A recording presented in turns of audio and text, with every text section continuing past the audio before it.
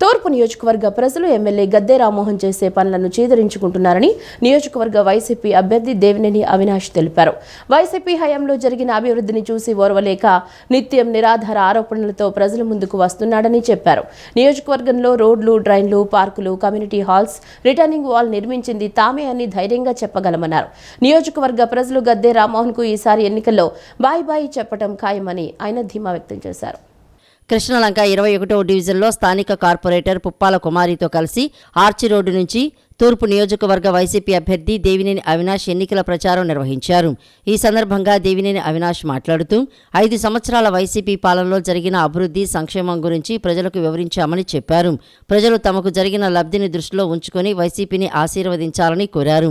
TDP నేతలకు కృష్ణలంక ప్రాంతం అంటే చిన్నచూపు ఉండేదని, కానీ వైసీపీ హయాంలో స్థానికంగా ఉన్న సమస్యలను పరిష్కారం చేసి రిటర్నింగ్ వాల్ నిర్మించిన ఘనత వైసీపీ ప్రభుత్వానిదని చెప్పారు. ప్రజల వద్దకు వెళ్తుంటే రోడ్లు, డ్రైన్లు, లైట్లు, కొండ ప్రాంతంలో మెట్లు, పార్కుల అభివృద్ధి, కమిటీ హాల్స్ నిర్మాణం, రిటైనింగ్ వాల్ నిర్మించారని ప్రజలు సంతోషంగా చెప్పడం తమకు ఆనందం కలిగిస్తోందని అన్నారు.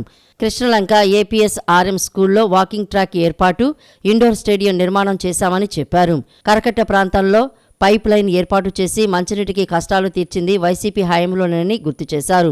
డివిజన్లో 90 కోట్ల సంక్షేమ పథకాలు అందించిన ఘనత సీఎం జగన్దేనని కొనియాడారు. ఇన్ని మంచి కార్యక్రమాలు చేశాం కాబట్టి దమ్ముగా, ధైర్యంగా ప్రజల వద్దకు వెళ్తున్నామని, టీడీపీ నేతలు ఏం చేశారో చెప్పుకోలేక దాక్కుని తిరుగుతున్నారని దుయ్యబట్టారు. టీడీపీ నేతలు ఇచ్చిన మేనిఫెస్టోలో ఏ ఒక్క హామీని అమలు చేయలేకపోయారని అన్నారు. గద్దె రామ్మోహన్కు బాయ్ బాయ్ చెప్పేందుకు తూర్పు నియోజకవర్గ ప్రజలు సిద్ధంగా ఉన్నారని అన్నారు. ఈ కార్యక్రమంలో స్థానిక డివిజన్ ఇన్ఛార్జి మరియు వైసీపీ నాయకులు, కార్యకర్తలు పాల్గొన్నారు. ప్రజానికానికి మీరు ఏం సమాధానం చెప్తారు?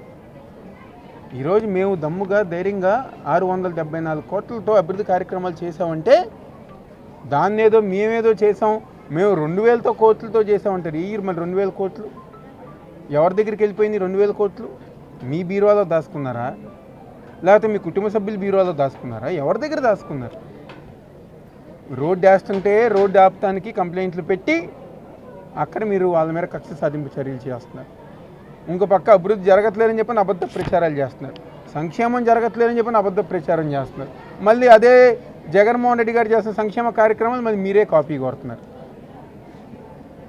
మేము ఇచ్చే అమ్మఒడి మీరు ఈరోజు ప్రకటించలా, మేము ఇచ్చే చేయూత మీరు ప్రకటించలా, బీసీలకి రాజ్యాధికారం ఇచ్చే విధంగా దాన్ని ప్రకటించలా, మేము ఇచ్చే పల్లికారు సోదరులకి ఇచ్చే పెన్షన్లని మీరు ప్రకటించలా, ఏదన్నా కొత్తగా చెప్పారా?